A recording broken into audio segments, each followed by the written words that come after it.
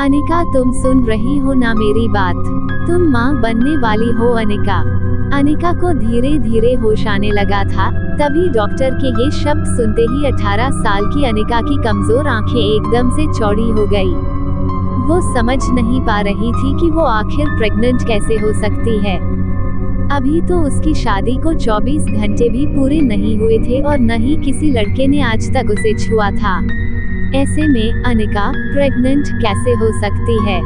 जितनी शॉक्ड अनिका थी, उतने ही शॉक्ड उसके पापा भी थे, जो वहीं डॉक्टर की केबिन में खड़े मानो आने वाले तूफान को भांप रहे थे। तभी डॉक्टर ने गौतम से कहा, देखिए मिस्टर गौतम गुलेरिया, मैं समझ सकती हूँ कि आप दोनों इस वक्त बहुत परेशान होंगे, मगर आप लोग कोई भी फैसला ले उसके पहले मैं एक बात बता दूं कि प्रेगनेंसी 4 महीने पार हो चुकी है, so abortion is out of the question. Anika को लग रहा था कि हो न हो डॉक्टर से जरूर कोई गलती हुई होगी, इसलिए नस के सहारे खड़ी होते हुए कमजोर अनिका ने थोड़ी ताकत जुटाकर डॉक्टर को डांट दिया, ये आप क्या कह रहे हैं? ये नामुमकिन है। लेकिन डॉक्टर के कुछ बोलने से पहले ही गौतम गुस्से से तिलमिलाकर अनिका के पास आए और उसे जोर से थप्पड़ मार दिया और बोले, इसका जवाब डॉक्टर को नहीं, तुम्हें देना है बेशरम। हॉस्पिटल से बाहर कुछ देर बाद अक्सर कार की बैकसीट पर बैठने वाले गौतम आज अनिका को पीछे बिठाकर खुद ड्राइवर के साथ वाली सीट पर बैठ गए थे, मानो ऐसा करके वो अनिका को अपनी नाराजगी जता रहे हो। अनिका जानती थी कि एक बेटी होने के नाते आज उसने अपने पिता को दुनिया का सबसे बड़ा दुख दिया था, एक बिन ब्याही माँ बनकर। इतना दुख उन्हें अनिका की माँ के गुजरने पर भी नहीं हुआ होगा। लेकिन ये सब जानते हुए भी अनिका फिलहाल कुछ भी करने के लिए फिजिकली या मेंटली सक्षम नहीं थी। उसका शरीर कार की बैक सीट पर कमजोरी के साथ साथ शर्म से मानो जम गया था। मनाली भारत का बेहद खूबसूरत शहर है। यहाँ देश विदेश से आए टूरिस्ट्स के कारण शहर में रौनक लगी रहती है, मगर अनिका को ऐसा लग रहा था मानो आज मनाली का हर इंसान उसे सवालिया नजरों से बस एक ही सवाल पूछ रहा हो कि आखिर कौन है इस बच्चे का बाप। लेकिन इसका जवाब तो अनिका के पास भी नहीं था। वो बस नम आंखों से एक ही बात सोच रही थी कि जब आज तक उसे किसी लड़के ने छुआ तक नहीं, तो वो प्रेग्नेंट कैसे हो सकती थी। अनिका इसी उलझन में थी, तभी उसकी कार उसके घर के बहुत ही बड़े गेट से अंदर एंटर होती है। वो गेट बहुत ही पुराना था और उसमें जंगल का चित्र भी बना हुआ था। गुलेरिया हाउस ब्रिटिश के जमाने का मकान था। कहा जाता था यहाँ इंग्लैंड के अधिकारी वेकेशन मनाने आते थे। मकान में पुराने मगर शानदार एंटिक्स, बड़ा गार्डन और बीच में फवारा बना था।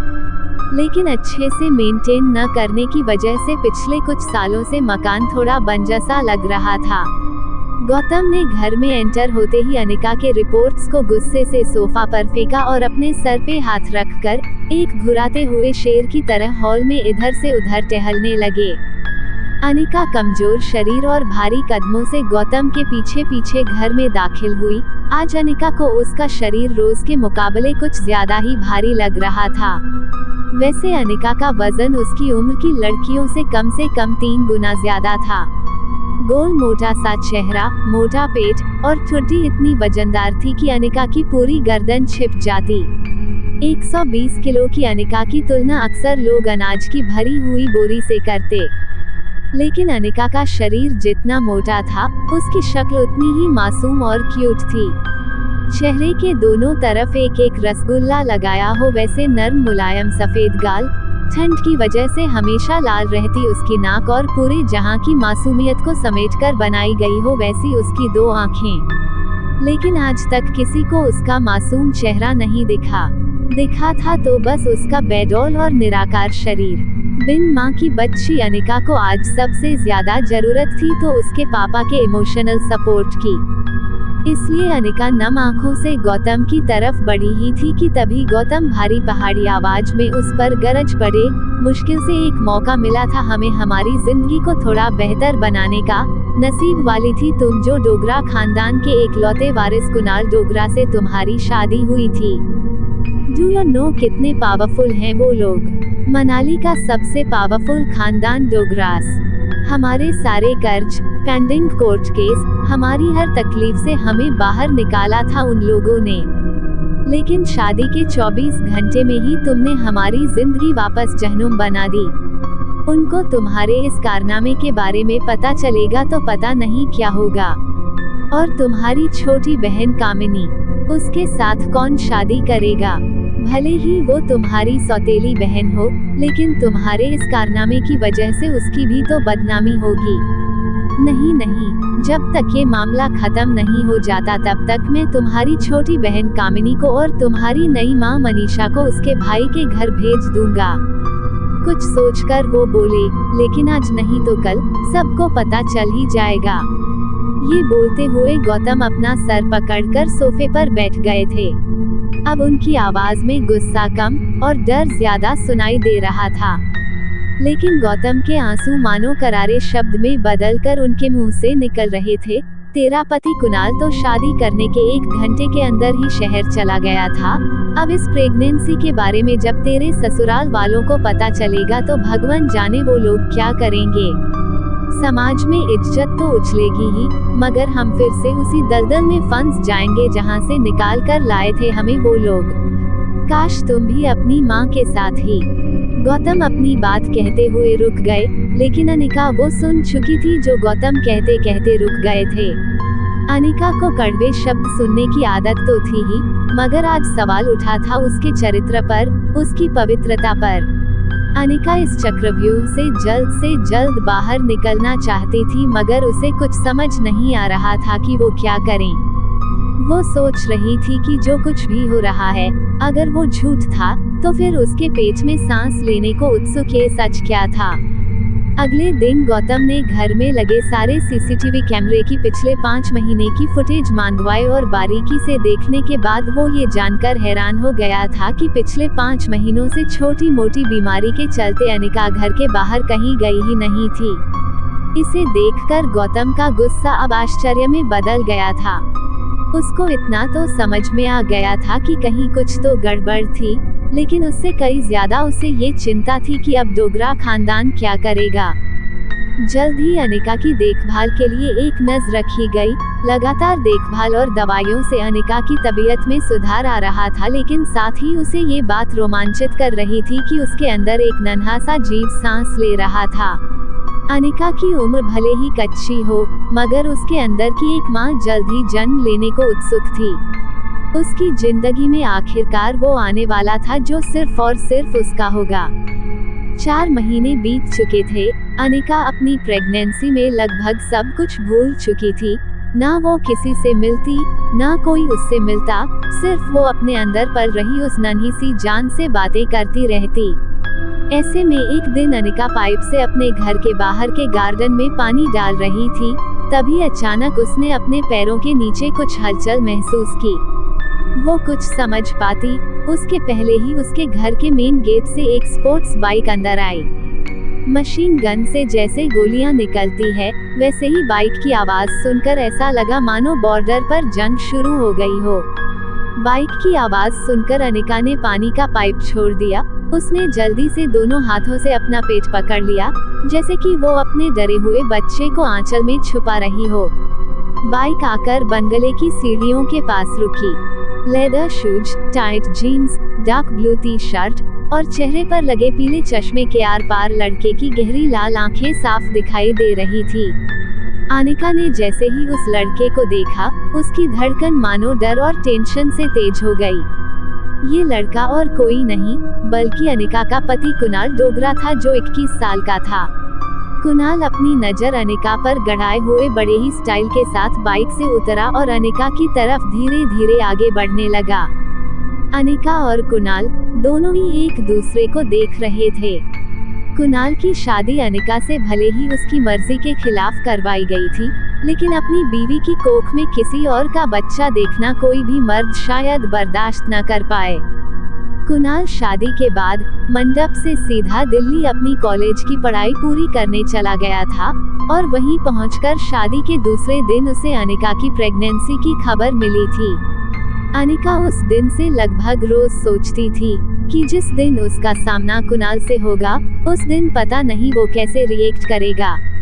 आज जब कुणाल उसके सामने आ रहा था तब पता नहीं क्यों निर्दोष होने के बावजूद डर और शर्म के मारे अनिका को एक अजीब सी बेचैनी महसूस हो रही थी। अनिका तुरंत अपने पापा को फोन लगाती है, लेकिन उनका फोन नहीं लग रहा था। कुणाल को अपनी ओर बढ़ता देख अनिका की घबराहट इतनी बढ़ गई थी कि वो डर के मारे बड़बड़ाने लगी। वो पापा तो नहीं है घर पे। कुणाल अनिका के सामने आकर एरोगेंस के साथ खड़ा था। वो अनिका को ऊपर से नीचे तक देख रहा था, सुजा हुआ चेहरा, 8 महीने की प्रेगनेंसी वाला मोटा पेट, गद्दी जैसे मोटे हाथ और पाँव। प्रेगनेंसी की वजह से अनिका पहले से भी ज्यादा मोटी नजर आ रही थी। अनिका को देखकर कुणाल ने अपने होठों को दबाया और एक गहरी सांस लेकर जोर से जमीन पर थूक दिया। ये देखते ही अनिका की कमजोरी मानो अचानक से वापस आ गई हो। वो ठीक से अपने पैरों पर खड़ी नहीं रह पा रही थी, मानो जैसे उसे खुद का शरीर बोझ लग रहा हो। कुणाल गुस्से में घूरते हुए जैसे जैसे आगे बढ़ रहा था, वैसे वैसे अनिका एक डरे सहमे मेमने की तरह घबराकर पीछे होती जा रही थी। ऐसा लग रहा था मानो कुणाल के नुकीले लेदर शूज किसी भी वक्त अनिका के नंगे मुलायम पांव को कुचल देंगे। तभी मेन गेट से गौतम की कार अंदर आकर रुकी। गौतम कार से उतरकर तेज कदमों से कुणाल के पास आया, जैसे कोई सेक्रेटरी अपने बॉस के पीछे भाग रहा हो। गौतम कुणाल के पास आकर उसको कहता है, अरे कुणाल बेटा, आज अचानक से तुमने फोन किया कि तुम आ रहे हो। तुम्हारी कॉलेज में छुट्टियां शुरू हो गई क्या? कुणाल ने गुस्से से कहा, पूरे 4 महीने बाद आया हूँ, आप ऐसा बोलकर अपने दामाद का वेलकम करोगे? वैसे काफी कुछ बदल गया है यहाँ पे। कुणाल ने अनिका के पेट की ओर देखकर अपनी जेब से रम की बोतल निकाली और मुंह से लगा ली। वो आया था तब से उसकी नजर अनिका के पेट पर ही जमी हुई थी। माहौल को थोड़ा ठीक करने के लिए गौतम ने कुणाल से कहा, आओ कुणाल बेटा, अंदर चलकर बात करते हैं। लेकिन गौतम की बात को अनसुना करते हुए रम के घूंट लिए और अनिका के पेट को घूरता रहा। गौतम को भी थोड़ा अजीब तो लग रहा था, लेकिन कहीं ना कहीं वो कुणाल के मन की बात को समझ रहा था। इसलिए बड़े ही सहजता से गौतम ने कुणाल से कहा, देखो कुणाल, अगर तुम ये शादी तोड़ना चाहते हो तो मैं समझ सकता हूँ। ये सुनते ही कुणाल चिल्ला उठा, जो बात तुम समझ सकते हो वो बात मेरे बूढ़े दादाजी नहीं समझ सकते ना। उन्होंने जबरदस्ती इस मोटी के साथ मेरी शादी करवाई और अब वो चाहते हैं कि इसके नाजायज बच्चे को भी मैं अपना नाम दूं। एक तो इसे देखता हूँ तो ऐसा लगता है जैसे मुझे किसी ऐसे गुनाह की सजा दी जा रही है जो मैंने किया ही नहीं है। शादी के मंडप से तुरंत इसीलिए भागा था मैं, ताकि मुझे इसके साथ एक पल भी न रहना पड़े। बोलते बोलते कुणाल की सांसें फूलने लगी थी, जैसे कि वो महीनों से अपने अंदर भरी हुई भड़ास निकाल रहा हो। अनिका और गौतम दोनों ही कुणाल की बात सुनकर ऐसा महसूस कर रहे थे जैसे अभी के अभी यह धरती फट जाए और दोनों बाप बेटी उसके अंदर समा जाए। कुणाल का आक्रोश अपनी चरम सीमा पर था।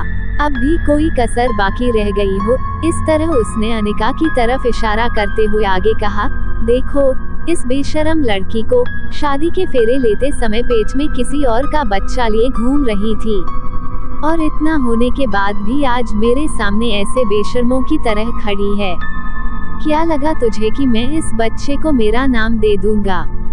कुणाल डोगरा का नाम, पता नहीं किस गटर का कीड़ा है ये बोलते हुए वो गुस्से में अनिका की ओर आगे बढ़ता है, मानो जैसे वो गुस्से में पता नहीं अनिका को क्या कर देगा। लेकिन तभी शराब की वजह से कुणाल के पैर लड़खड़ाए और वह अपना बैलेंस खो बैठा, लेकिन तुरंत गौतम ने आगे आकर कुणाल को पकड़कर संभाल लिया। अनिका कुणाल की बातें सुनकर जितना ज्यादा हट थी, उतनी ही ज्यादा गुस्से में भी थी। वो भले ही अपने मोटापे की वजह से ऐसी सब बातें सुनने की आदी थी, मगर अब उसे इस बात पर कुणाल से ज्यादा खुद पर घिन आ रही थी कि कोई उसके होने वाले बच्चे को गाली दे रहा था और वो मजबूर खड़ी सुन क्यों रही थी। बच्चे का ख्याल आते ही न जाने कैसे अचानक अनिका के अंदर अजीब सी हिम्मत आ गई और बिना कुछ सोचे वो बोल पड़ी, मैं इस शादी को नहीं मानती। ये सुनकर गौतम और कुणाल दोनों शॉक्ड थे। कुणाल सोच रहा था कि कल की आई फिद्दी सी लड़की में इतनी हिम्मत कहां से आ गई कि वो मेरे यानी कुणाल डोगरा के सामने ऐसे बोली। लेकिन इससे पहले कि वो कुछ रिएक्ट कर पाता, गौतम ने बात को संभालते हुए कुणाल से कहा, इस वक्त अनिका की तबीयत ठीक नहीं है, इसलिए तुम उसकी बातों पर ध्यान मत दो, और रहा सवाल बच्चे का, तो होते ही उसे अनिका से हमेशा के लिए अलग कर दिया जाएगा, मेरा यकीन करो। अपने पापा की ये बात सुनकर अनिका को ऐसा लगा जैसे किसी बड़े से ट्रक ने उसे पीछे से टक्कर मार दी हो और वो जिंदगी और मौत के बीच जूझ रही हो। टेंशन में अनिका की सांसें फूलने लगी और एक पल के लिए वो सांस लेना भूल गई। ठीक उसी पल में अचानक से अनिका के पेट में जोर से दर्द शुरू हो गया। दर्द के मारे अनिका एक झटके से अपने पीठ के बल गिरी और बेहोश होती आंखों से उसने देखा कि गौतम दौड़कर उसके पास आ रहा था। गौतम ने हड़बड़ी में फोन करके एम्बुलेंस को बुला लिया था, लेकिन ये सब देखकर भी कुणाल वही खड़ा बेशर्म और बेसुध बनकर रम के घुट मार रहा था, मानो उसे किसी भी चीज से कोई फर्क नहीं पड़ रहा हो। शाम की मध्यम रोशनी अनिका के सामने धुंधली हो रही थी। उसे बस एक छोटी बच्ची की आवाज सुनाई दे रही थी, मम्मी मम्मी उठो ना मम्मी। देखते ही देखते आज 6 साल बीत चुके थे, लेकिन आज भी वही आवाज अनिका के कानों में गूंज रही थी, मम्मी उठो मम्मी, प्लेन लैंड होने वाला है। फ्लाइट के बिजनेस क्लास की आरामदायक सीट पे सोई अनिका की आंखें झटके से खुली और सामने थी उसकी 6 साल की बेटी रिया।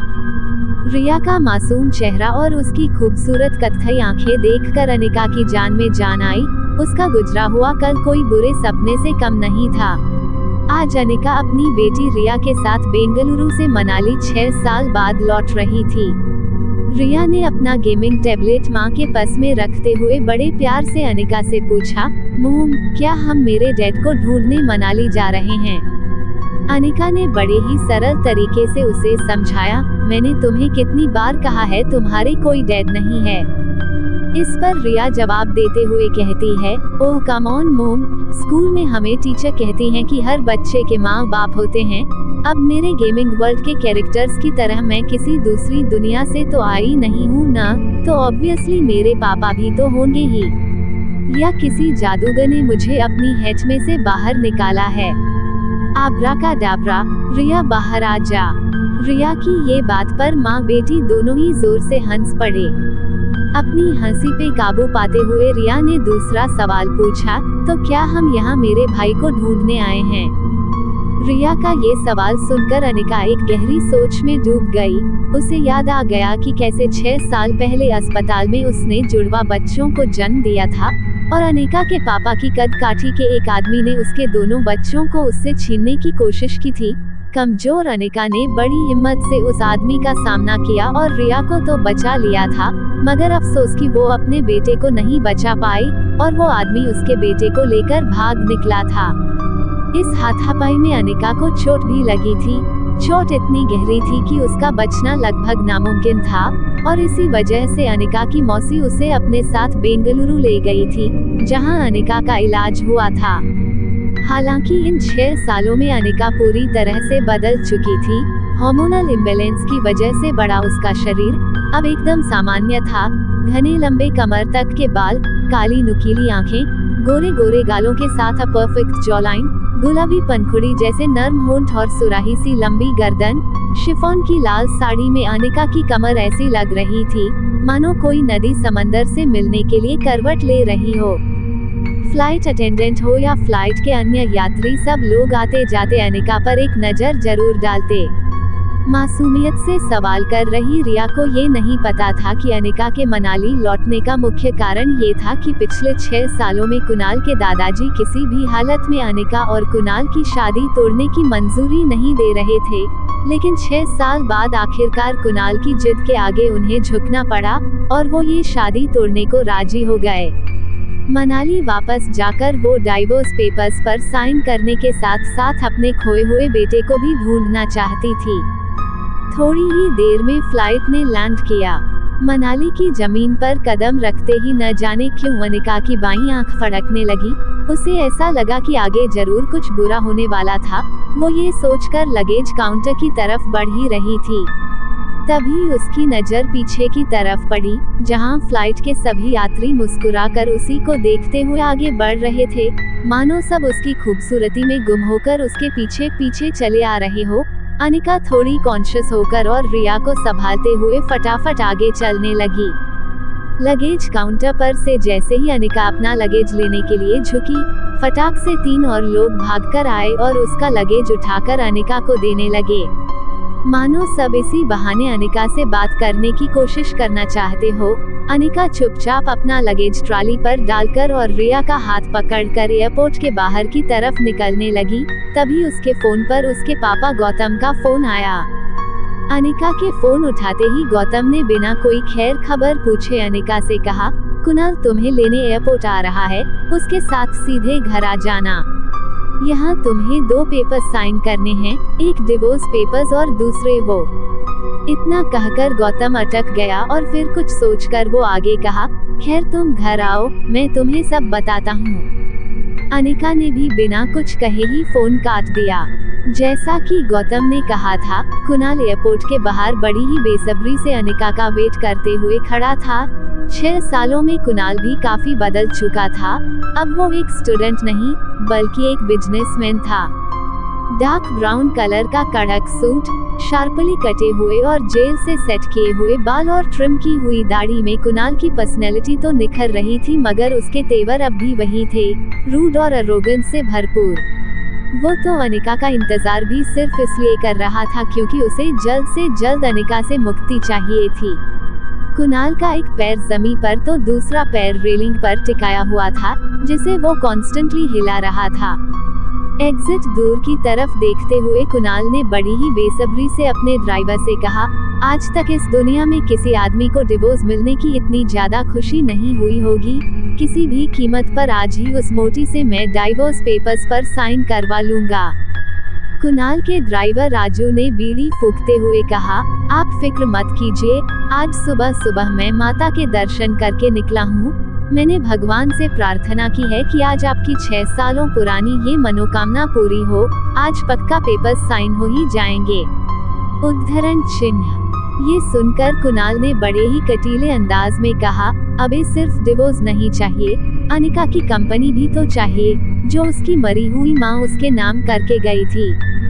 राजू, जिसने अपने हाथ में अनिका के नाम का बोर्ड पकड़ा हुआ है, वो उस बोर्ड को सीधा करते हुए कहता है, अरे वो फैक्ट्री भी मिल जाएगी, फिक्र नॉट। तभी कुणाल के दिमाग में कुछ आता है और वो ड्राइवर से कहता है, अच्छा सुन, उसको देखते ही हमेशा मेरा मूड ऑफ हो जाता है और आज इतने अच्छे दिन पर मैं अपना मूड खराब नहीं करना चाहता, इसलिए मैं उल्टा घूम के खड़ा हो जाता हूँ। ठीक है, तूने भले ही उसे न देखा हो, लेकिन तेरे हाथ में उसके नाम का बोर्ड देखकर वो तेरे पास आ ही जाएगी। कुणाल आलस लेते हुए उल्टा घूमने ही वाला होता है कि तभी अचानक उसकी नजर एयरपोर्ट के गेट पर पड़ी और कुछ देखकर उसकी नजर वहीं अटक गई। कुणाल ने एयरपोर्ट से बाहर आते हुए एक लड़की को देखा तो वो देखता ही रह गया, मानो जैसे उसने आज से पहले किसी खूबसूरत लड़की को देखा ही नहीं। उस लड़की को देखकर कुणाल के मुंह से निकल जाता है, यार इतनी खूबसूरत लड़की तो मनाली में कभी दिखी ही नहीं। ड्राइवर राजू ने भी उसकी बात में हामी भरी। कुणाल बिना वक्त गवाए रेलिंग कूदकर उस लड़की की ओर दौड़ पड़ा और अचानक से वो उस लड़की के सामने आकर खड़ा हो गया और उसका रास्ता रोक लिया। ये खूबसूरत लड़की और कोई नहीं बल्कि अनिका थी। कुणाल इस बात से बिल्कुल अनजान था। अचानक कुणाल को अपने सामने देखकर अनिका हैरान थी और उसे एक ही पल में वो सब कुछ याद आ गया जो वो हमेशा से भूलना चाहती थी। अनिका एक पल के लिए सहम गई। उसको लगा कि कहीं पहले की तरह कुणाल फिर से उसकी इंसल्ट न कर दे और इसलिए अनिका सीधा कुणाल को थप्पड़ जड़ देना चाहती थी, मगर वो अपनी बेटी रिया के सामने कोई तमाशा नहीं करना चाहती थी। तभी अचानक कुणाल बोल पड़ा, हेलो मिस गॉर्जियस, आप मनाली में पहली बार आई लगती हैं, क्योंकि अगर पहले आई होती तो ये तो पॉसिबल नहीं है कि अब तक आप मेरी नजरों से अनोटिस्ड रहती। अनिका को पहले तो कुछ समझ में नहीं आया, लेकिन अगले ही पल वो समझ गई कि कुणाल उसे पहचान नहीं पाया था। अनिका ने रिया की तरफ देखा तो वो अपने टेबल में वीडियो गेम खेलने में मस्त थी, और क्योंकि उसने हेडफोन पहने थे उसे आसपास की कोई बात सुनाई नहीं दे रही थी। ये देखकर अनिका को राहत मिली। अनिका कुणाल की बात को अवॉइड करते हुए वहां से साइड होकर टैक्सी को आवाज देने लगी। Taxi, taxi. अनिका नहीं चाहती थी कि कुणाल उसे पहचाने, लेकिन कुणाल भी हार मानने वालों में से थोड़ी था। कुणाल ने उसकी तरफ भागकर फिर से उसका रास्ता रोक दिया। अरे अरे, टैक्सी की क्या जरूरत है, मैं अपनी गाड़ी में आपको जहां चाहे छोड़ देता हूं न। और 1 मिनट, ये नन्ही गुड़िया कौन है? ये कहते हुए उसने रिया की तरफ इशारा किया और उसके गाल पर हाथ फिराया। लेकिन रिया जब टैब पर गेम खेल रही होती है तब उसे कोई डिस्टर्ब करे वो उसे बिल्कुल अच्छा नहीं लगता, इसलिए टैब से बिना ऊपर देखे उसने अपना गाल झटक लिया। ऐसा करने में रिया के कान से हेडफोन नीचे की तरफ स्लाइड होकर गिर के उसके कंधे पर आ गया था, लेकिन अभी भी उसका ध्यान वीडियो गेम खेलने में ही था। अनिका टैक्सी ढूंढने में बिजी हो गई, लेकिन कुणाल पीछे पीछे आकर उससे एक नहीं तो दूसरे तरीके से बात करने की कोशिश करता रहा। कुणाल ने कहा, ओह समझ गया, ये आपकी छोटी बहन है ना? ये सुनकर रिया जोर जोर से हंस पड़ी। तभी कुणाल को वापस गौतम का फोन आया। कुणाल ने जैसे ही फोन उठाया, गौतम ने पूछा, क्या तुम्हें अनिका दिखी? कुणाल ने बड़ा ही तीखा जवाब देते हुए कहा, ना दिखने के लिए आपकी बेटी कोई सुई तो है नहीं। जब वो गेट से बाहर आएगी तो सिर्फ वो ही दिखेगी, उसके पीछे खड़े लोग भी दिखना बंद हो जाएंगे। और वो रुडली फोन काट देता है। कुणाल की बात सुनकर अनिका को अंदाजा आ गया था कि वो पक्का उसी के बारे में बात कर रहा था। अनिका को कुणाल पर बहुत ही ज्यादा गुस्सा आ रहा था, लेकिन उसे बस अब जल्दी से टैक्सी चाहिए थी। वो पूरे जोश और गुस्से के साथ जोर से चिल्लाई, टैक्सी। ये सुनकर कुणाल और ज्यादा इम्प्रेस हो गया और बड़े ही मीठे अंदाज में बोला, सुनिए मिस, मैं आपको छोड़ देता हूँ ना। वैसे भी मैं जिसे लेने आया था लगता है वो आई ही नहीं। आप अगर बेंगलुरु की फ्लाइट में आए हैं तो आपने फ्लाइट में किसी बेहद मोटी औरत को देखा होगा। ये सुनकर अनिका एक पल को रुकी और उसने कुणाल की तरफ मुड़ कर देखा। कुणाल आगे कहता है, दरअसल 6 साल पहले वो 120 किलो की थी, अब 6 साल में तो उसने पक्का डबल सेंचुरी पार कर ही ली होगी। अनिका बिना कुछ बोले कुणाल की बातें सुनकर सोच रही थी कि ये पता नहीं क्या क्या सोच रहा है उसके बारे में। अपनी बातों को सुनते हुए कुणाल अनिका तो देखता है तो वो उसे इम्प्रेस करने के चक्कर में और उसे हंसाने के लिए आगे कहता है, वैसे मुझे लगता है कि फ्लाइट वालों ने उसे बिठाने से मना कर दिया होगा, कहा होगा कि अगर तुम बैठोगी तो फ्लाइट कैसे उड़ेगी। कहते हुए वो खुद भी हंसता है और उम्मीद करता है कि उसके जोक से अनिका को भी हंसी आएगी, लेकिन अनिका बड़े ही ठंडे तरीके से उसको देखती रही। अनिका को हंसता हुआ ना देखकर कुणाल ने भी अपनी हंसी रोकी और बोला, अजी छोड़िए, मैं भी किसकी बातें लेकर बैठ गया, कहाँ आप और कहाँ वो। तभी एक टैक्सी अनिका के पास आकर रुक गई। दूसरी ओर पीछे से कुणाल का ड्राइवर हाथ में अनिका गुलेरिया का बोर्ड लेकर दौड़ा चला आ रहा था। वो आकर कुणाल के बाजू में खड़ा हो गया, मानो वो कुणाल को कुछ बताने आया हो। अनिका ने जल्दी जल्दी में रिया को टैक्सी में बिठाया और खुद जब टैक्सी में बैठने जा रही थी तब कुणाल ने थोड़ा मायूस होते हुए कहा, वैसे आपको मनाली में किसी भी चीज की जरूरत हो तो सिर्फ एक ही नाम याद रखिएगा, कुणाल डोगरा। किसी से भी मेरा नाम पूछिएगा, मेरे घर तक छोड़ जाएगा आपको। टैक्सी वहां से निकलने ही वाली थी कि तभी कुणाल ने टैक्सी रोकी और विंडो के पास झुककर बड़े ही फ्लर्टी अंदाज में कहा, अरे मिस अपना नाम तो बताती जाओ। इसके सुनकर अनिका ने कुणाल को देखते हुए अपनी आंखों से काला चश्मा निकाला और बड़े ही तेज और कटीली नजर से कुणाल को देखते हुए बिना किसी भी हाव भाव के धीरे से कहा, अनिका गुलेरिया।